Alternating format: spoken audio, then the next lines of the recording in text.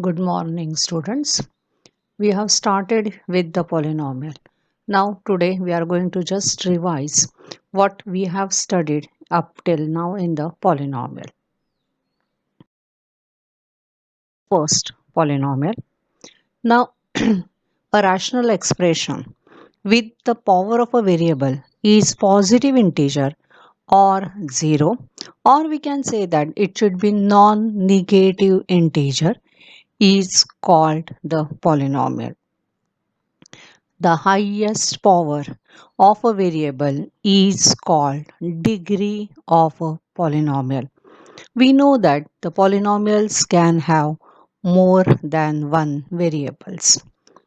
Depending upon the degree of a polynomial, the polynomial are classified as 0. If the degree is 0, called as a constant. When degree is 1, called as a linear.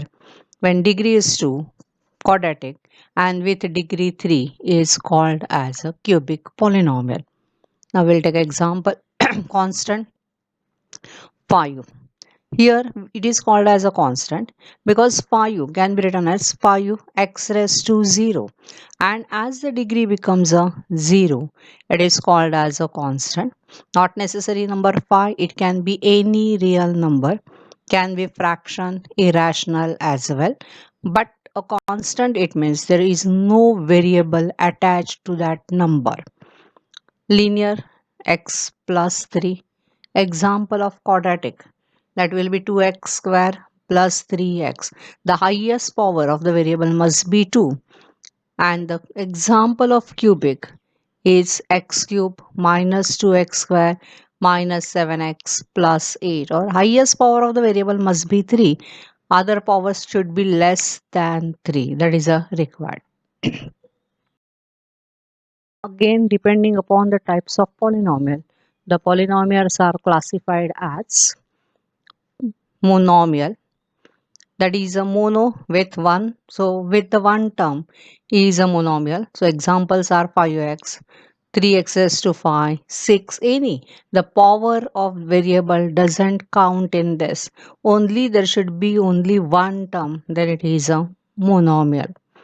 Binomial with the two terms, examples are 3x plus y, x square plus y. This is a with two variable, x cube minus 7. Again, degree is not important, only the terms must be two, then it becomes a binomial. And the next is trinomial, it is with the three terms, so it should contain the three terms. Again, the degree does not count, so x square minus 5x plus 6. This is a quadratic trinomial, we can say. This is a cubic trinomial because we have the power, maximum power as 3. So x cube minus 5x square plus 3. It can be any example, that is depend upon this. After that, we have studied what is mean by the zeros of the polynomial.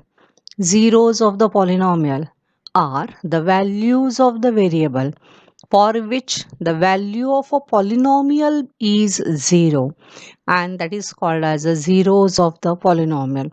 Zeros of the polynomial is any number. It can be rational, irrational, fraction. Now, we have studied how to check the given value is a zero of a polynomial or not. For that, replace the variable by the given value, calculate the value of a polynomial, and if we get it as a 0, then the given value is a 0 of the polynomial, and if it is not a 0, then it is not the 0 of a polynomial. How to calculate the 0 of a polynomial? To find the 0 of a polynomial, compare the given polynomial to the 0 and find the values of variable. Here values, so the zeros of the polynomial can be more than 1. We have studied in the quadratic it is 2, for cubic it may have 3. So zeros of the polynomial is not a single value, and again it is not every time the 0, it can be 0 but not always 0. After that, we have studied the remainder theorem. What the remainder theorem state? When a polynomial p of x having the degree greater than or equal to 1 is divided by a linear polynomial x minus a, then the value of p of a is called the remainder. So to find out the remainder, no need to go for the division. We can directly calculate p of a and that will gives us the remainder. After that, we have studied the factor theorem. The factor theorem states that if we know that x minus a is a factor of p of x, then every time p of a will becomes a 0.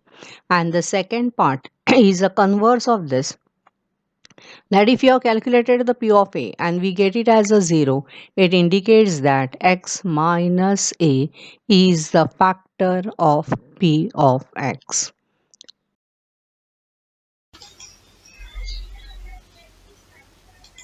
Now, for the quadratic polynomial, that is a given by ax square plus bx plus c. To get the factors of this, first step, multiply a and c. Here a, b, c are the real numbers, so they can be positive and negative. So the multiplication can be positive and negative. If multiplication is positive, get the factors of it. It means AC. Get the factors of AC such that the addition of the factors is equal to the middle number, and in such case the sign of the middle term is given to both the factors. And the second part, if the multiplication is negative, get the factors of it such that the subtraction of the factor is equal to the middle number and the sign of the middle number is given to the greater factor and opposite to the smaller number. The next step, that is a split the middle term. This is a formula or method used to split the middle term. So this is a three terms. It was a trinomial. Because of splitting the middle term, it will becomes a four terms, and then with these four terms we can take a common and factorize the next part, and that completes the factorization of a quadratic polynomial. From tomorrow onwards, we are going to start the factorization of a cubic polynomial. And for that, this is a required, because from cubic we are going to divide and get a quadratic. And then using this factorization, we are going to split it further. Now, that will be covered by in tomorrow's video. If any student has missed any of these videos which we have already submitted or which we have already gone through, these are available on the channel, that is a YouTube channel, GNEET. So you can see any of this if your any video is misplaced. Thank you, students.